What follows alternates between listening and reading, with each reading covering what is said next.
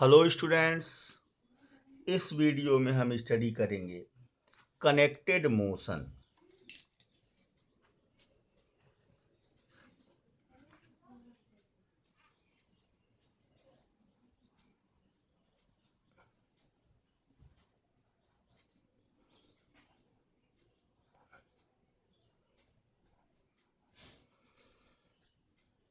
Students, generally हम दो या दो से अधिक बॉडीज को एक दूसरे के साथ कनेक्ट करके अपने वर्क में ले आते हैं। जैसे किसी हैवी लोड को नीचे से ऊपर उठाने के लिए रस्सी का प्रयोग करते हैं। कोई गाड़ी या मोटर किसी गड्ढे में गिर जाए, उसे उठाने के लिए क्रेन का प्रयोग करते हैं। इस तरह से एक बॉडी को इस तरह से, जैसे इसके अलावा इंजन है ट्रेन का, ट्रेन के इंजन से कई डिब्बे कनेक्ट होते हैं। इंजन फोर्स क्रिएट करता है डिब्बों पर, फिर डिब्बे मोशन में आते हैं। इस तरह से आपके दैनिक जीवन में कई बॉडीज, कई सिचुएशंस आप देखेंगे जब दो या दो से अधिक बॉडी एक दूसरे से कनेक्टेड रहेंगे और मोशन में रहेंगे। तो आज की टॉपिक है connected motion. Students, without doing any type of late, मान लिया पहली सिचुएशन हम आपसे चर्चा करते हैं। यहाँ एक पुली है,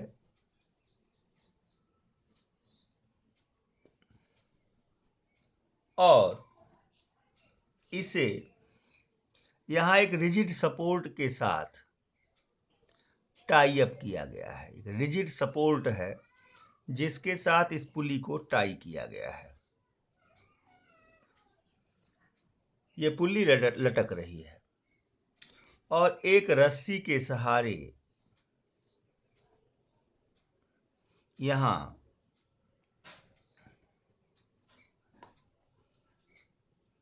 मासेस हैं जो बंधे हुए हैं।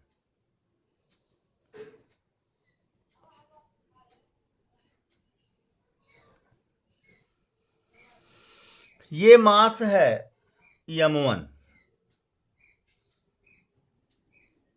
ये मास है m2। यहाँ m2 is greater than m1 है। जो मास m2 है वो m1 से ग्रेटर है। तो जाहिर सी बात है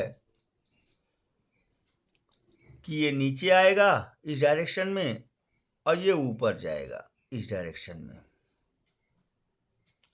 इन डोरियों में जो टेंशन फोर्स क्रिएट हो रहा है वो T है। दोनों में सेम टेंशन होगा, क्योंकि ये जो पुल्ली है ये वेटलेस और फ्रिक्शनलेस मानी गई है। ये बॉडी डाउनवर्ड मोशन करेगी, ये बॉडी अपवर्ड मोशन करेगी। इसके मोशन की स्टडी हमें करना है। इस टाइप का मोशन कनेक्टेड मोशन है।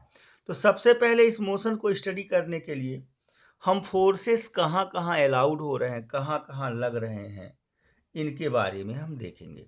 पहले बॉडी m1 की हम अगर बात करें, हम अलग से चित्र बना दे रहे हैं। बॉडी m1 पे फोर्स कहाँ कहाँ लगा है। ये बॉडी m1 है, पहली बॉडी है। इस m1 है ये, इसका वेट mg वर्टिकली डाउनवर्ड काम करेगा स्टूडेंट्स, और जो रस्सी का टेंशन फोर्स T है वह वर्टिकली अपवर्ड काम करेगा।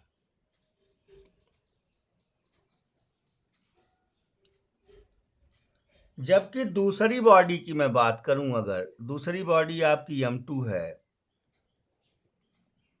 इसका वेट ये m2 है, वर्टिकली डाउनवर्ड काम करेगा mg, और रस्सी का जो टेंशन है T वर्टिकली अपवर्ड काम करेगा।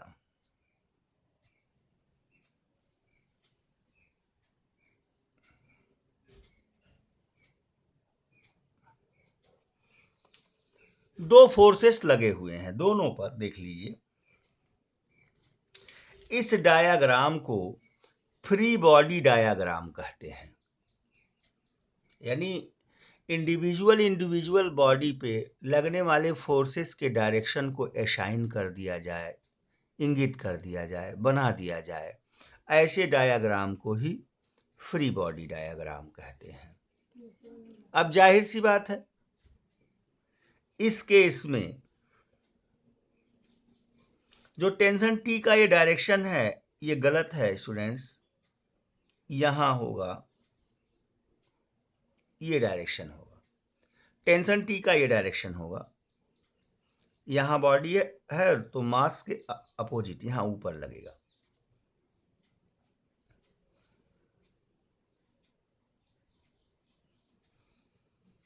स्टूडेंट्स, अब अगर टेंशन टी ऊपर की ओर लगने वाला फोर्स ज्यादा होगा तो जाहिर सी बात है नीचे जो लगने वाला फोर्स कम होगा तो बॉडी ऊपर जाएगी, और mg ज्यादा हो जाएगा, t कम हो जाएगा तो बॉडी नीचे आएगी। सेम बात किसी बॉडी पर जब दो या दो से अधिक फोर्सेस लगते हैं तो उन सारे फोर्सेस का जो रिजल्टेंट होता है उनके अलग अलग वेक्टर सम के इक्वल होता है बच्चों। वेक्टरली उनके रिजल्टेंट को निकाल लेते हैं और सारे फोर्सेस का जो रिजल्टेंट जिस डायरेक्शन में होगा बॉडी का मूवमेंट उसी डायरेक्शन में होगा। इस तरह से सबसे पहले let us consider two bodies. Language क्या लिखेंगे आप अगर लिखना चाहेंगे? Two bodies of masses m1 and m2 are tied with the end of a rope hanging over a frictionless and massless pulley. Then पहली सिचुएशन में the forces acting on the body, number one,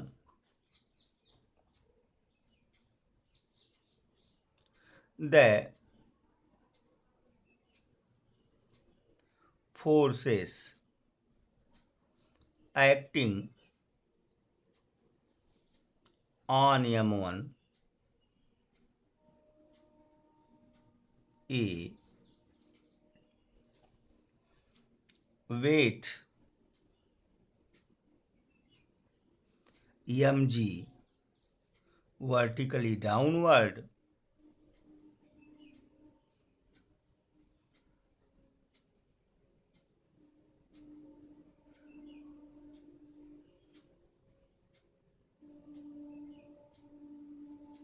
dou b tension in the rope vertically upward। यानी रोप में जो tension होगा, रस्सी में जो tensional force होगा वह वर्टिकली अपवर्ड काम करेगा। इस तरह से ये दो फोर्सेस लगे हुए हैं। तो अब नेट फोर्स ऑन m2 क्या होगा?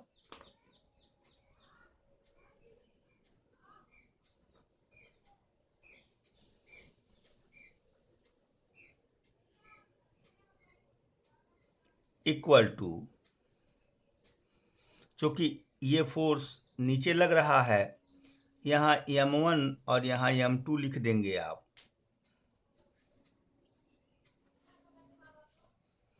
तो m2g ज्यादा है, इस दशा में m2g माइनस t के बराबर हो जाएगा। अब मान लिया इसका एक्सीलरेशन a हो, a एक्सीलरेशन के साथ बॉडी m2 नीचे आ रही है, तो न्यूटन के सेकेंड लॉ के हिसाब से m2 into a, mass into acceleration a, equal to m2g minus T. इस इक्वेशन को इक्वेशन फर्स्ट आप मान लेंगे। सिमिलरली इसी मैनर में बॉडी m1 पर सिमिलरली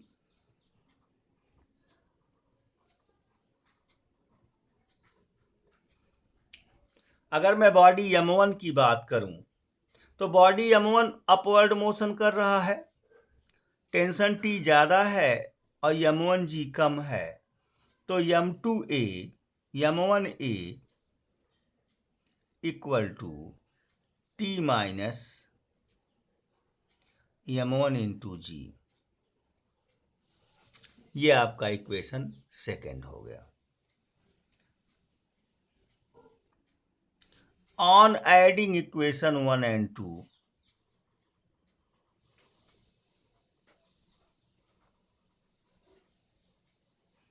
इक्वेशन 1 और 2 को आपस में ऐड कर लीजिए तो क्या सिचुएशन आप लोगों को मिलेगा? m1a प्लस m2a दोनों ऐड हो जाएंगे,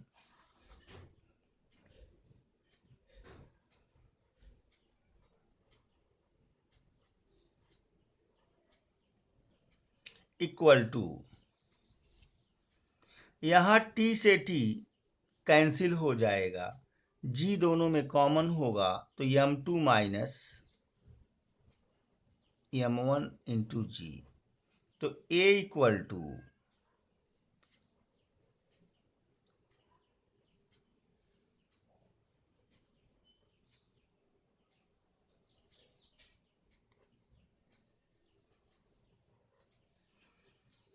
इस निष्कर्ष के आधार पर जो a का मान होगा वह g से बहुत कम होगा।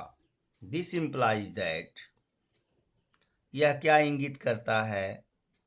a is less than g, यानी जो एक्सीलरेशन इसमें क्रिएट होगा गिरने का वह एक्सीलरेशन ड्यू टू ग्रेविटी से बहुत कम होगा। इस फार्मूले के सहायता से स्टूडेंट्स हम दोनों बॉडीज में एक्सीलरेशन की वैल्यू को क्या करेंगे? कैलकुलेट कर लेंगे। दूसरी सिचुएशन में अगर इक्वेशन 1 एंड 2 को डिवाइड करा दिया जाए, दूसरी सिचुएशन अप्लाई करते हैं स्टूडेंट्स। डिवाइडिंग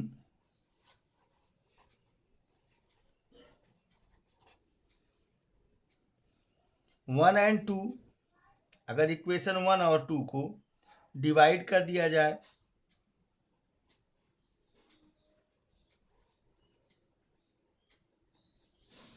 इक्वेशन फर्स्ट को इक्वेशन सेकेंड से डिवाइड कर दिया जाए तो m2 अपॉन m1, a से a कैंसिल हो जाएगा स्टूडेंट्स, और यहां m2g माइनस टी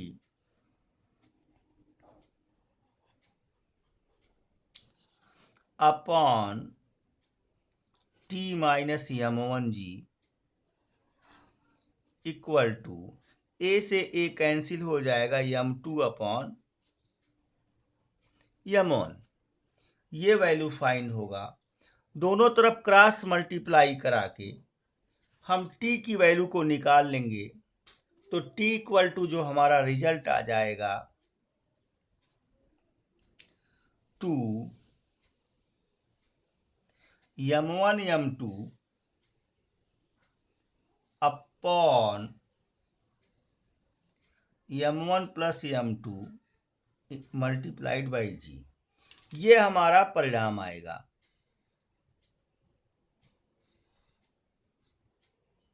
ये रिजल्ट आएगा। इस प्रकार से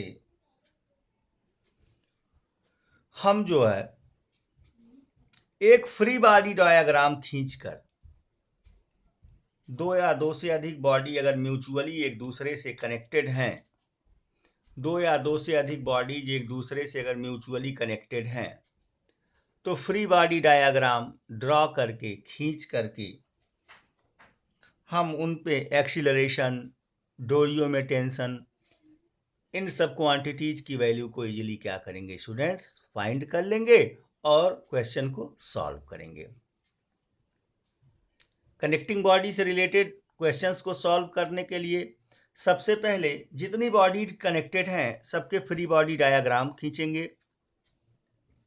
फ्री बॉडी डायग्राम खींचकर उन पे लगने वाले फोर्सेस के डायरेक्शन को शो करेंगे और इस तरह से टी और mg में इक्वेशन क्रिएट कर लेंगे और फिर अलग अलग सिचुएशन में एक्सीलरेशन, फोर्स या टेंशन जो भी हमें फाइंड करना होगा उसे फाइंड कर लेते हैं स्टूडेंट्स।